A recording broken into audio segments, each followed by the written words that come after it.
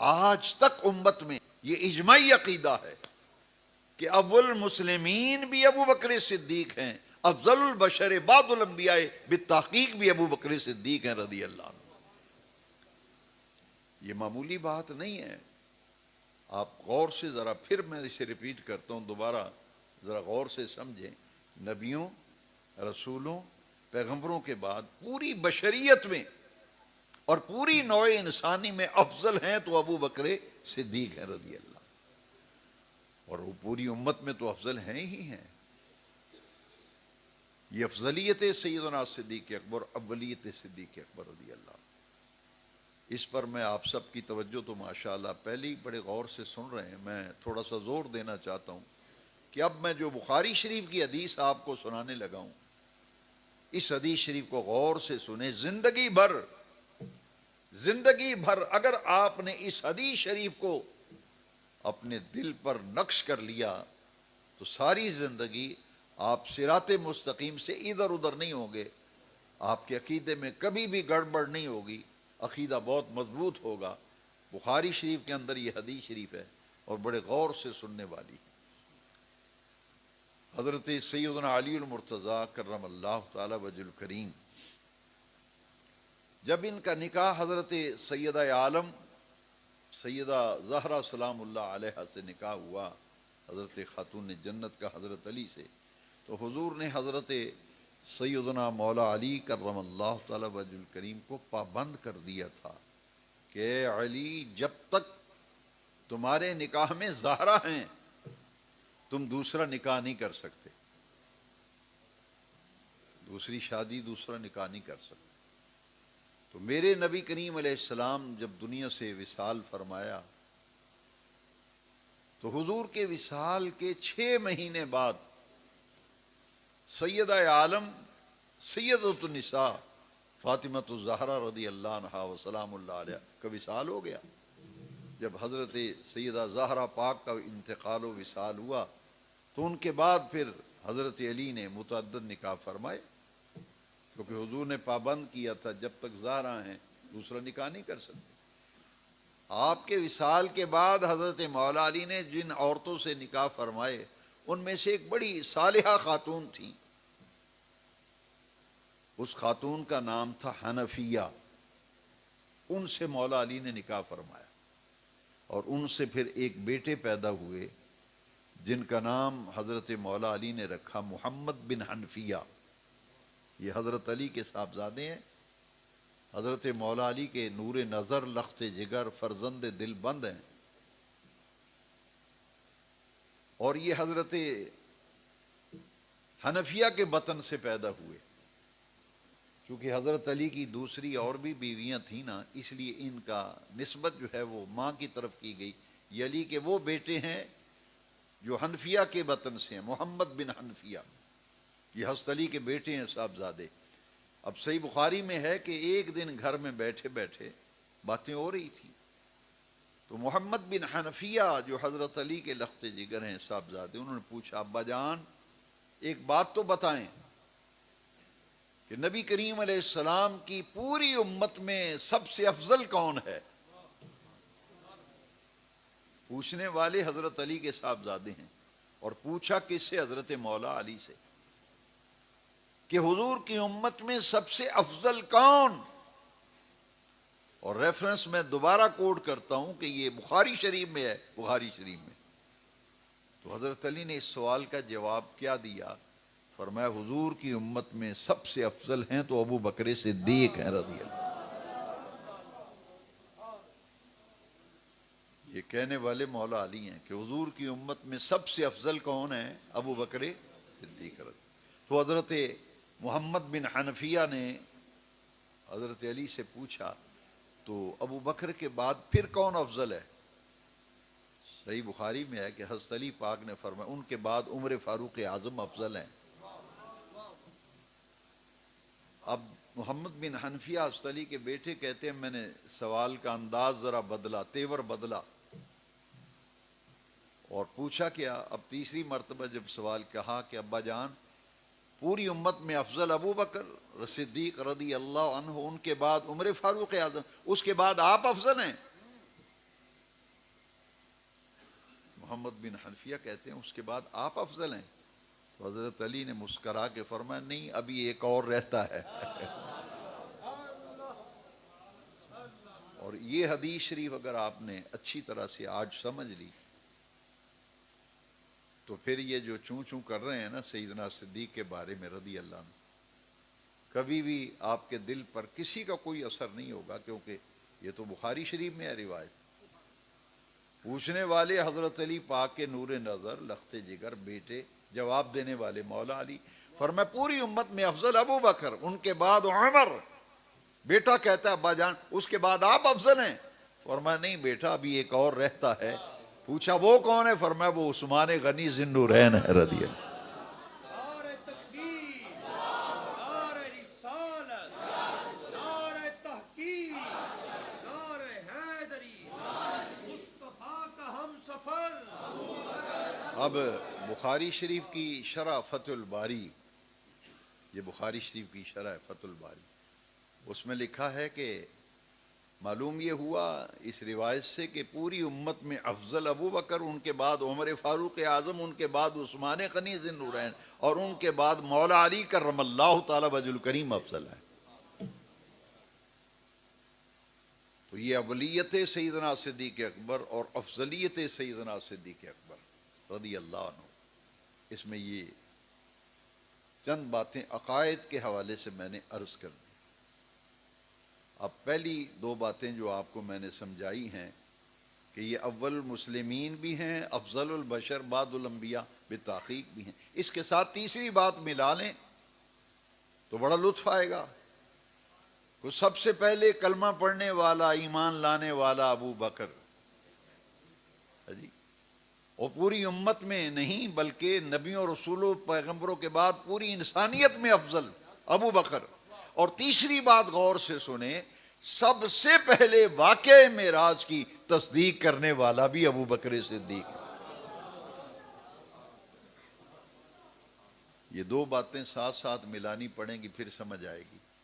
سب سے پہلے حضور کے نبی اور رسول ہونے کی تصدیق بھی کرنے والا ابو بکر، اور معراج شریف سے جب سرکار آئے تو معراج شریف کی سب سے پہلے تصدیق کرنے والا بھی ابو بکر صدیق۔ اور تصدیق معراج کی بھی بڑے انوکھے انداز سے کی، بڑا منفرد انداز تھا۔ بڑی توجہ سے یہ سنیں، آج کے درس میں انشاءاللہ بڑی قیمتی باتیں آ رہی ہیں، اور ترتیب آپ دیکھ رہے ہیں کہ میں کس ترتیب سے آپ کو سمجھا رہا ہوں، اور بڑے آسان طریقے سے، بچے سے لے کے جوان تک، جوان سے بوڑھے تک ہر کوئی سمجھے گا۔ حضور جب معراج شریف سے واپس تشریف لائے، تھوڑی سی ذہن پہ توجہ دیں، بڑا لطف آئے گا، بڑا سرور آئے گا۔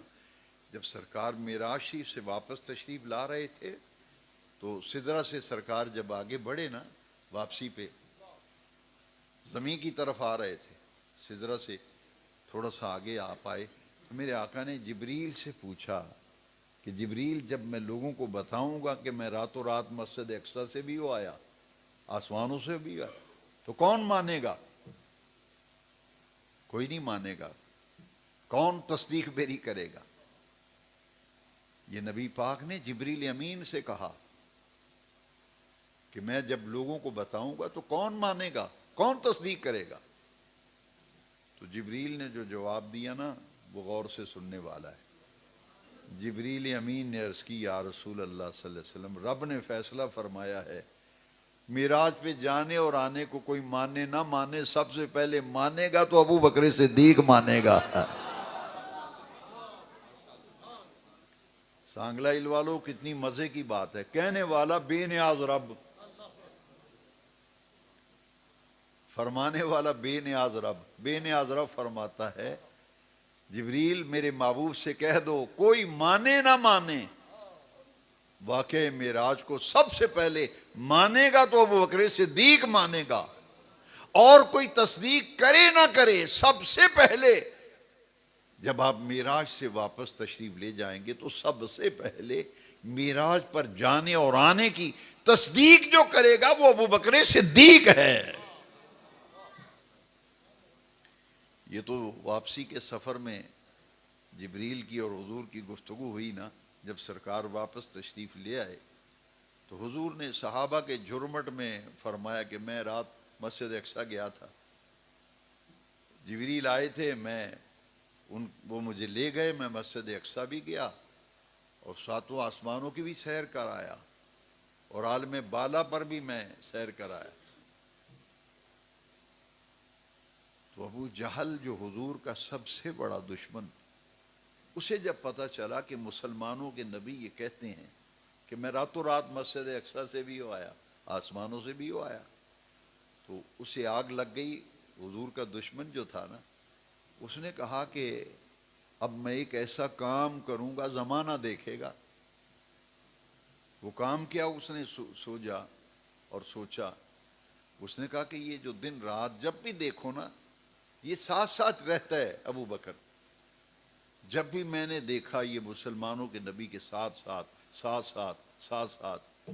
اب میرے ہاتھ ایسا موقع آیا ہے، دیکھو میں کیسے توڑتا ہوں ابو بکر کو، معاذ اللہ۔ میں نے یہ دوستی توڑوا دینی ہے اور یہ ہر وقت ساتھ ساتھ رہتا ہے، میں اسے توڑنا ہے، الگ کرنا ہے۔ یہ ذہن میں خباثت آئی اور سیدھا ابو بکر صدیق کے دروازے پہ چلا گیا۔ جب حضور نے یہ فرمایا تو ابو بکر صدیق اپنے گھر پہ تھے نا، تو ابو جہل نے جاتے ہی ابو بکر صدیق کے گھر پہ دستک دی، دروازہ کھٹکھٹایا۔ جب دروازہ کھٹکھٹایا تو اندر سے ابو بکر صدیق آئے، دیکھا دروازے پہ ابو جہل کھڑا ہے۔ آپ نے پوچھا کیسے آئے ہو؟ ابو جہل نے کہا کہ اے ابو بکر، کچھ تو نے سنا کہ تیرے جو نبی ہیں اور جن کا تو بچپن کا دوست اور ساتھی ہر وقت ساتھ ساتھ رہتا ہے، وہ جن کا نام محمد ہے صلی اللہ علیہ وسلم، انہوں نے ایک نئی بات کی ہے، کچھ تو نے سنا ہے؟ کچھ تجھے پتہ چلا ہے؟ ابو بکر صدیق نے کہا مجھے تو نہیں کچھ پتا، نہ میں نے سنا ہے، کیا بات ہوئی ہے؟ تو ابو جہل کہتا ہے تیرے وہ جو دوست ہے نا بچپن کے ساتھی محمد صلی اللہ علیہ وسلم، وہ کہتے ہیں میں راتوں رات مسجد اقصی سے بھی ہو آیا ہوں، آسمانوں سے بھی ہو آیا ہوں۔ کہنے لگا تو سیانہ بیانہ ہے، ذرا سوچ اور غور کر، کوئی جا سکتا ہے راتوں رات آسمانوں کی سیر کر کے آ جائے؟ تو صدیق اکبر نے جو جواب دیا نا، سبحان اللہ، یہ تو دوستی توڑانے کے لیے آیا تھا، لیکن صدیق کا جواب سنیے۔ صدیق اکبر نے کہا میں نے اپنے نبی پاک سے تو نہیں سنا، میں نے اپنے نبی پاک سے، میں نے اپنے آقا مولا کی زبان سے نہیں سنا، اور نہ مجھے پتہ چلا ہے، نہ میرے علم ہے، میں تیری زبان سے سن رہا ہوں، میں تیری زبان سے سن رہا ہوں کہ میرے نبی پاک نے ایسے فرمایا ہے، اور معراج پہ جانے کا ذکر تیری زبان سے سنا ہے نا۔ تو صدیق اکبر نے کہا اگر غور سے سنے، میری طرف دیکھیں۔ سیدنا صدیق اکبر نے فرمایا اگر میرے نبی پاک نے ایسے ہی فرمایا ہے جیسے تو کہہ رہا ہے، تو میں نبی پاک سے پوچھے بغیر، ملے بغیر، میں کہتا ہوں میرے نبی پاک نے سچ فرمایا ہے، وہ معراج پہ گئے بھی ہیں اور معراج سے آئے بھی ہیں۔ اگر میرے نبی پاک نے ایسے ہی فرمایا ہے جیسے تو کہہ رہا ہے، تو میں حضور سے ملے بغیر، حضور سے پوچھے بغیر، میں کہتا ہوں حضور گئے بھی ہیں، حضور آئے بھی ہیں۔ اب ہمارے اگر ایسے معاملات پیش آ جائیں، قاری صاحب، مولوی صاحب، امام صاحب، ان کے بارے میں کوئی بات کرے تو ہم کہتے ہیں اچھا انہوں نے ملاں گا، قاری صاحب نے پوچھاں گا کیویں کیویں گل ہوئی، انہوں نے پوچھ کے تسلی کراں گا تو پھر بہ کے آپ دوویں گل کراں گے۔ لیکن صدیق اکبر کا عقیدہ دیکھو نا، کوئی بھی واقعہ ہو، مولوی صاحب کے علاوہ کوئی آدمی او یار سنیا تیرے بھرا نہ کی ہوا ہے، تو آپ فوراً جواب دیں گے اچھا میں بھرا نوں ملتے لین دیو، پہلے وہ زبانی سناں گا، میں انہوں پوچھاں گا کی ہوا ہے، ساری گل سناں گا تو پھر بہ کے تیرے نہ میں کراں گا۔ صدیق نے ایسے نہیں کہا، یہ ہے صدیق اکبر، یہ مقام اللہ کریم نے عطا کیا۔ اور صدیق اکبر نے جواب دیا سنو ابو جہل، میرے نبی پاک نے اگر ایسے ہی فرمایا تو میں کہتا ہوں حضور گئے بھی ہیں، حضور آئے بھی ہیں۔ سانگلا ہی لوا لو، اللہ کو یہ ادا بڑی پسند آئی۔ صدیق اکبر کی یہ ادا رب کو بڑی پسند آئی، اتنی پسند آئی بے نیاز رب نے اسی لمحے قرآن کی آیت نازل فرما دی، والذی جاء بالصدق وصدق به اولئک هم المتقون۔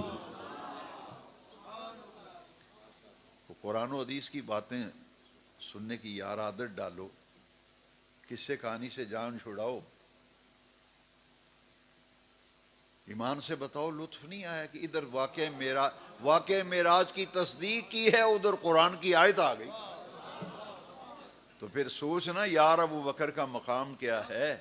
یہ واقع معراج کی تصدیق کرے تو قرآن میں آیت، یہ ہجرت کی رات غار میں ہے تو قرآن کی آیت، یہ بلال کو خرید کر آزاد کرتا ہے تو قرآن آ رہا ہے، ادھر صدیق عمل کرتا ہے، ادھر اس کی شان میں قرآن میں آیتیں نازل ہو رہی ہیں۔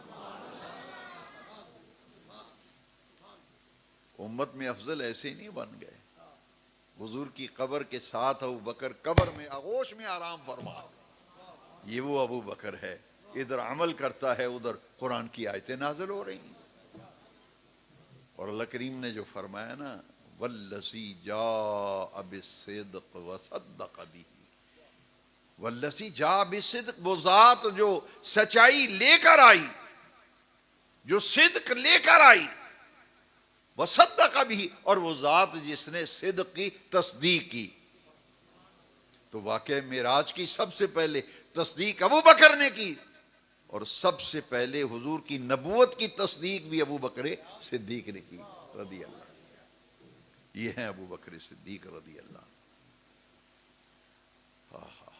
اور بلال کو خرید کے جب آزاد کیا ہے تو قرآن کی آیت، غار میں ہے تو قرآن کی آیت، ثانی اثنین اذ ہما فی الغار اذ یقول لصاحبہ لا تحزن ان اللہ معنا۔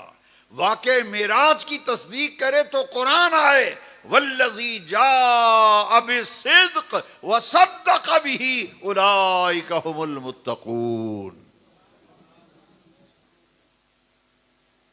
اور حضرت سیدنا بلال نے جب کلمہ پڑھا تو ان کا جو مالک تھا امیہ کافر تھا۔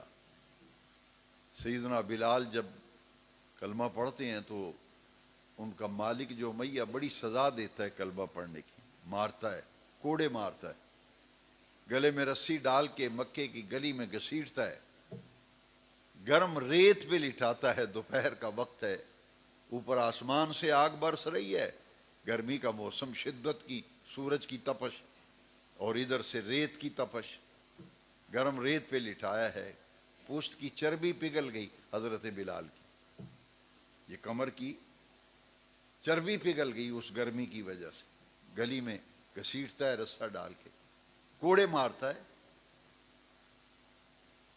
صدیق اکبر رضی اللہ عنہ گزرے تو دیکھا امیہ مار رہا ہے، پوچھا امیہ اس کو کیوں مارتا ہے، غلام کو، اس کا کیا قصور ہے؟ اس نے کہا تو نے سنا نہیں، اس نے محمد عربی کا کلمہ پڑھا ہے صلی اللہ علیہ وسلم، یہ جب تک کلمے سے منحرف نہیں ہوتا میں اسی طرح سزا دیتا رہوں گا، مارتا رہوں گا۔ بلال کو سزا مل رہی ہے کلمہ پڑھنے کی، مار پڑ رہی ہے۔ ابو بکر صدیق سے برداشت نہ ہوا، وہ سیدھے نبی کریم علیہ السلام کی خدمت میں آئے اور آ کر عرض کیا یا رسول اللہ امیہ بہت مارتا ہے بلال کو، اور بلال وہ ہیں جو حضور کے مؤذن ہیں، مؤذن رسول، معمولی لقب ہے مؤذن رسول،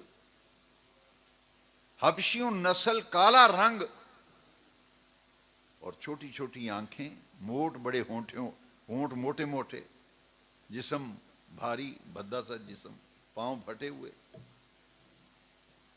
اور حضور کے مؤذن، اور ان کو جب بھی صحابہ بلاتے تھے، وہ ابو بکر ہوں، عمر ہوں، عثمان ہوں، علی ہوں، طلحہ ہوں، زبیر ہوں، صہیب ہوں، بلال ہوں، یہ جتنے بھی حضور کے جان نثار ہیں نا، جب بلال کو بلانے کی بات آتی نا تو یہ ہم مؤذن اپنی مسجد کا ہو تو ہم کہتے کتنے گیا مسیح دا بانگا، ٹائم ہو گیا بانگ دا، مؤذن کہاں گیا؟ یہ بلال وہ ہیں جن کو صحابہ بلاتے تھے تو کیا کہتے تھے؟ سیدنا بلال۔ اس میں بڑا مزہ ہے، ابو بکر بلائیں بلال کو، عمر بلائیں، عثمان بلائیں، علی بلائیں، طلحہ بلائیں، زبیر بلائیں، جتنے بھی صحابہ بلال کو جب بلانا ہوتا تھا تو کن لفظوں سے یاد کرتے تھے؟ سیدنا بلال، کہاں ہے ہمارا سردار بلال؟ کہاں ہے ہمارا سردار سیدنا، ہمارا سردار بلال؟ اتنی عزت و احترام صحابہ مؤذن رسول ہونے کی وجہ سے حضرت بلال کی کرتے تھے۔ ملک شام میں دمشق میں آپ کا مزار پر انوار ہے حضرت بلال حبشی رضی اللہ۔ اچھا، جب یہ صدیق نے دیکھا، ایک دن دیکھا، 2 دن دیکھا، مار پڑتی ہے، تو صدیق اکبر نے فیصلہ کیا کہ میں بلال کا سودا نہ کروں اور خرید کر آزاد کر دوں۔ دل میں یہ نیت کی نا، ارادہ کیا، تو حضور کے پاس آئے اور نبی پاک صلی اللہ علیہ وسلم سے آ کے عرض کی، یا رسول اللہ صلی اللہ علیہ وسلم، میں نے اپنے دل سے ایک صلاح کی ہے کہ امیہ بہت مارتا ہے بلال کو، کلمہ پڑھنے کی سزا دیتا ہے، میں نے دل میں صلاح کی ہے، مشورہ، میں امیہ سے جا کے سودا کرتا ہوں، بلال کو خریدتا ہوں اور خرید کر اسے آزاد کر دیتا ہوں، وہ آزادی کی زندگی گزارے، غلامی سے نجات مل جائے، اور جو تشدد اور ظلم سہ رہا ہے بلال، اس سے بھی جان چھوٹ جائے گی۔ تو نبی پاک نے جب حضرت صدیق اکبر کی یہ گفتگو سنی تو حضور نے فرمایا کہ اے ابو بکر، ایسے نہیں، اگر تو بلال کو خریدنا چاہتا ہے نا تو پھر ایسے کرتے ہیں، کچھ پیسے میں دیتا ہوں، کچھ پیسے تو دے۔ سبحان، اور میں کچھ پیسے میں ڈالتا ہوں، کچھ پیسے تو ڈال، تو دونوں مل کر سودا کرتے ہیں بلال کا۔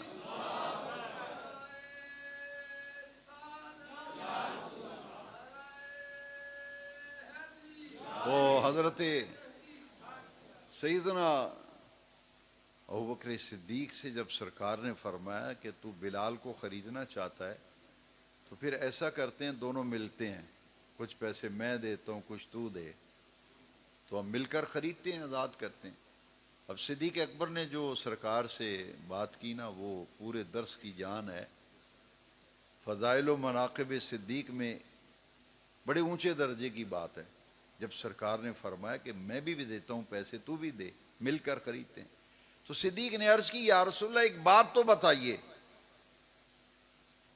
حضور ایک بات وہ بتائیں، میں آپ کا نہیں ہوں، میں آپ کا نہیں ہوں، فرمایا ابو بکر تو میرا ہے۔ تو حضور دوسری بات بتائیے، میرا مال آپ کا نہیں ہے؟ میرے آقا نے فرمایا ابو بکر تو بھی میرا، تیرا مال بھی میرا، تو بھی میرا، تیرا۔ اب میں وہ حدیث کے لفظ پڑھتا ہوں، ان میں بڑا مزہ ہے۔ صدیق اکبر نے عرض کیا، حل انا و مالی، حل انا و مالی الا لک یا رسول اللہ، حضور میں بھی آپ کا، میرا مال بھی آپ کا، تو پھر آپ یہ کیوں فرماتے ہیں کہ کچھ پیسے میں دیتا ہوں؟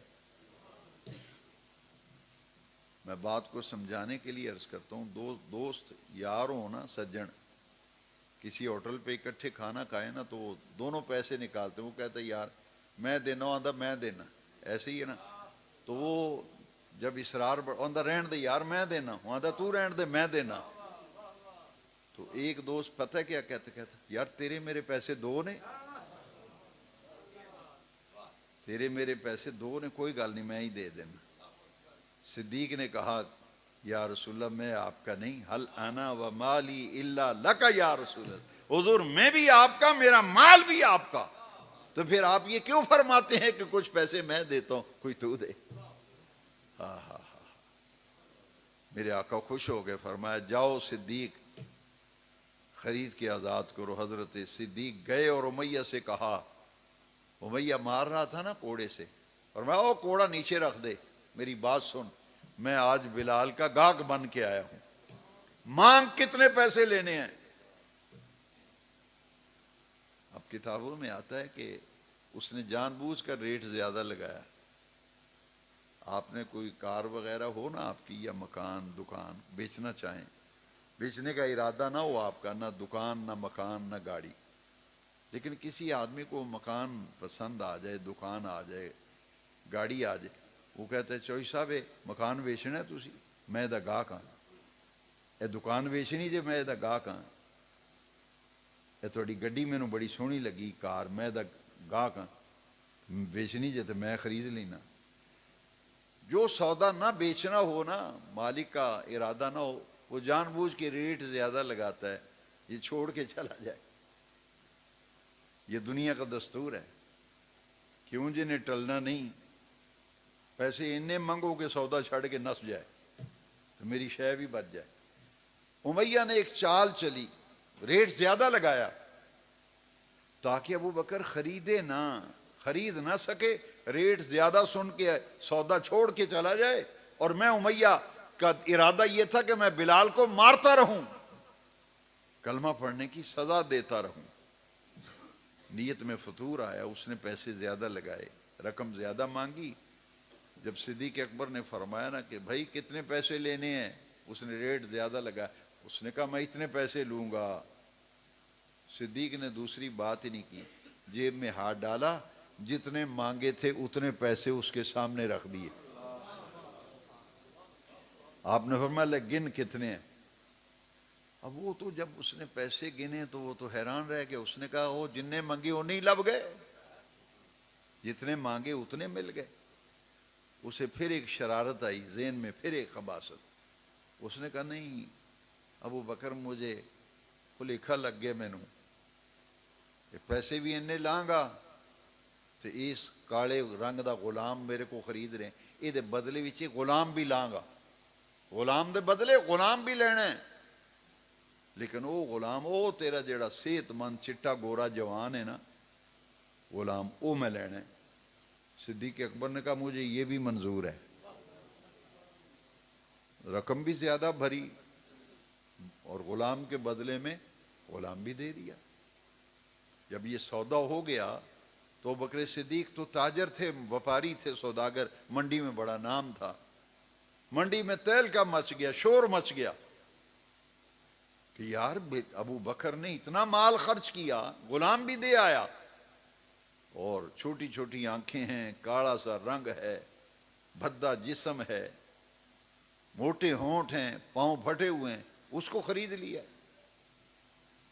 تو حضرت سیدنا صدیق اکبر کے بارے میں تاجروں نے یہ کہا کہ اصل معاملہ یہ ہے کہ ابو بکر بڑا اچھا تاجر آدمی تھا، لیکن آج سودا کرنے میں مار کھا گیا، سودا کرنے میں مار کھا گیا، گھاٹے کا سودا کرا ہے۔ حضرت ابو بکر صدیق نے کہا کہ میں نے گھاٹے کا سودا نہیں، میں نے تو نفع کا سودا کیا ہے۔ انہوں نے کہا نہیں اینی رقم بندی نہیں سی جنہیں تو پا رہے ہیں، تو نال ایک اور گھاٹا کھا دے غلام بھی دیا ہے۔ صدیق اکبر نے کہا نہیں میں نے تو یار نفع کا سودا کیا ہے۔ کیوں کہا یہ آگے پھر جب آیتیں سناؤں گا پھر لطف آئے گا۔ کہا نہیں میں نے سوچ سمجھ کے فیصلہ کیا ہے، یہ گھاٹے کا سودا نہیں ہے، نفع کا سودا ہے۔ اب پھر تاجروں نے ایک اور بڑی عجیب بات کی، منڈی کے لوگوں نے کہا کہ کسی کی خاطر کوئی اتنی رقم نہیں بھرتا نہ خرچ کرتا ہے جتنی رقم ابو بکر نے خرچ کر دی۔ اب انہوں نے جب سوچا تو انہوں نے کہا یار بات یوں لگتی ہے کہ کسی زمانے میں بلال نے کوئی احسان کیا ہوگا ابو بکر پر، اور ابو بکر نے بھاری قیمت دے کے خرید کے آزاد کر کے اس احسان کا بدلہ دے دیا۔ یہ منڈی میں جب باتیں ہوئی نا، صدیق اکبر کے اخلاص فی العمل پہ شک کیا گیا کہ یہ تو احسان کے بدلے کے لیے خرچ کیا ہے مال، اور احسان اتارا ہے بلال کا کوئی احسان ہوگا۔ جب لوگوں نے حضرت سیدنا ابوبکر صدیق رضی اللہ عنہ کے اخلاص میں اور ان کی نیت میں، ان کے عمل میں شک کیا، تو صفائی بے نیاز رب قرآن میں دے رہا ہے۔ یہ جو سودا ہوا نا بلال کو خریدنے کا ابو بکر اور امیہ میں، اس سودے کے بارے میں قرآن مجید میں 21 آیتیں نازل ہوئیں۔ کتنی آیتیں؟ اب مزہ لینا کہ اگر واقعہ معراج کی تصدیق کرے ابو بکر، قرآن آئے، غار میں ہے تو قرآن آ رہا ہے، حضور کی معیت میں ہے تو قرآن اتر رہا ہے۔ اگر بلال کا سودا کرتا ہے امیہ سے ابو بکر صدیق، تو اس سودے کے بارے میں سورہ الاعلیٰ 30ویں پارے میں 21 آیتیں اس سودے کے بارے میں قرآن میں نازل ہوئی۔ 21 آیتیں اس سودے کے بارے میں نازل ہوئی۔ اب ان میں سے 21 آیتوں میں سے آخری 5 آیتیں وہ میں آپ کو بتانا ہے، کیونکہ نیت میں شک کیا نا کہ ابو بکر نے تو احسان کا بدلہ اتارا ہے۔ جواب رب دے رہا ہے، رب فرماتا ہے وہ کسی کا کوئی احسان نہیں میرے ابو بکر پر۔ ہائے ہائے، صفائی رب دے رہا ہے۔ قرآن میں آیتیں نازل ہوں گی، وَمَا لِأَحَدٍ عِندَهُ مِن نِعْمَةٍ تُجْزَى۔ اللہ فرماتا ہے وَمَا لِأَحَدٍ عِندَهُ مِن نِعْمَةٍ تُجْزَى، کسی کا کوئی احسان نہیں ابو بکر پر جس کا یہ بدلہ دیا ہے۔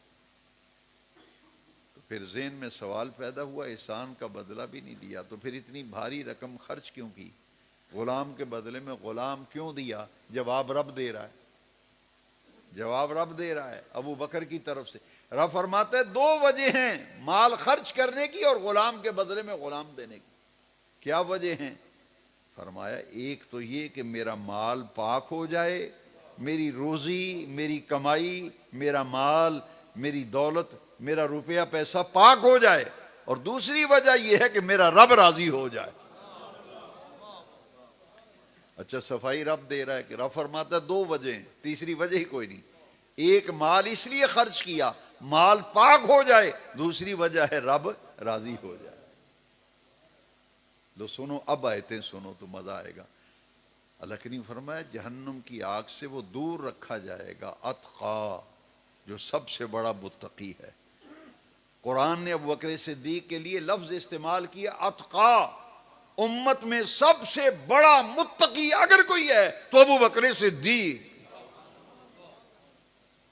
ان اکرمکم عند اللہ اتقاکم، اللہ کے نزدیک عزت اس کی زیادہ ہے جو تم سب میں سے زیادہ متقی ہو۔ تو پوری امت میں اتقا اور متقی کون ہے؟ پوری امت میں افضل متقی، سب سے بڑا متقی ابو بکر صدیق، لہذا اللہ کے نزدیک بھی سب سے زیادہ عزت ہے تو ابو بکر صدیق کی۔ وَسَيُجَنَّبُهَا الْأَتْقَى الَّذِي، یہ جہنم کی آگ سے دور رکھا جائے گا جو اتقا ہے، متقی ہے۔ الَّذِي يُؤْتِي مَالَهُ يَتَزَكَّى، اس نے مال خرچ کیا ہے اس لیے کہ مال پاک ہو جائے۔ وَمَا لِأَحَدٍ عِندَهُ مِن نِعْمَةٍ تُجْزَى، کسی کے احسان کا کوئی بدلہ نہیں جو یہ دیتا۔ تو پھر آگے فرمایا إِلَّا ابْتِغَاءَ وَجْهِ رَبِّهِ الْأَعْلَى، پہلی وجہ یہ مال پاک ہو جائے، دوسری وجہ یہ ہے عرش والا رب راضی ہو جائے۔ قرآن ہے، قصہ کہانی نہیں، شعر نہیں سنا رہا آپ کو، میں لطیفے سنا رہا ہوں۔ إِلَّا ابْتِغَاءَ وَجْهِ رَبِّهِ الْأَعْلَى، کہ رب راضی ہو جائے۔ اچھا آپ چندہ دیں مسجد میں، پتہ نہیں رب راضی ہوا ہے نہیں، میں چندہ دوں پتہ نہیں قبول ہوا ہے یا نہیں ہوا۔ دیا تو اس لیے ہے نا کہ رب راضی ہو جائے، لیکن کیا کوئی سند ہے کہ رب راضی ہو گیا یا میرا چندہ دیا مسجد کی خدمت قبول ہوگی؟ کوئی کو پتہ ہی نہیں۔ لیکن ابو بکر وہ ہے، رب فرماتے اس لیے مال خرچتا ہے، مال پاک ہو جائے، رب راضی ہو جائے۔ رب نے پھر سند بھی دے دی، مور لگا دی، فرمایا وَلَسَوْفَ يَرْضَىٰ، تو مال دے پتہ نہیں قبول ہوا ہے کہ نہیں، رب راضی ہوا ہے یہ نہیں۔ رب نے فرمایا وَلَسَوْفَ يَرْضَىٰ، رب ابو بکر پہ اتنا راضی ہے، اتنا راضی ہے، جب قیامت کا دن ہوگا لوگوں کی آنکھیں کھلی رہ جائیں گی جب دیکھیں گے میدان محشر میں کہ ابو بکر پہ رب کیسے راضی ہے، یہ قیامت کے دن لوگ اپنی آنکھوں سے دیکھ لیں گے۔ وَلَسَوْفَ يَرْضَىٰ۔ یہ غار کے بھی ساتھی ہیں، مزار کے بھی ساتھی ہیں، قیامت کے دن حوض کوثر پہ بھی حضور کے ابو بکر ساتھ ہوں گے۔ اب آخر میں یہ جو آیتیں میں نے تلاوت کی تھیں آج کے درس کے لیے، وہ تینوں آیتوں کی تفسیر اور مضمون مکمل ہو گیا۔ اب دو حدیثیں میں آپ کو سنانا چاہتا ہوں، وہ اس لیے کہ 1.25 لاکھ صحابہ میں سے کسی اور کو یہ مقام نہیں ملا جو ابو بکر صدیق کو ملا۔ وہ دو حدیثیں غور سے سن لیں۔ ایک یہ کہ حضور نے فرمایا، جس کسی نے مجھ پر کوئی احسان کیا میں نے ہر ایک کے احسان کا بدلہ دنیا میں دے دیا۔ ابو بکر کے احسان اتنے زیادہ ہیں کہ ان کے احسانوں کا بدلہ قیامت کے دن عرش والا رب عطا فرمائے گا۔ سانگلہ ہل والوں کوئی معمولی بات ہے؟ آمنہ کے لال فرماتے ہیں، جس کسی نے مجھ پر کوئی احسان کیا میں نے سب کے احسانوں کا بدلہ دنیا میں چکا دیا۔ اکیلا ابو بکر ہے، اس کے احسان اس قدر زیادہ ہیں، اس کے احسانات کا بدلہ قیامت کے دن رب ذوالجلال خود عطا فرمائے گا۔ اور دوسری حدیث جامع ترمذی میں ہے،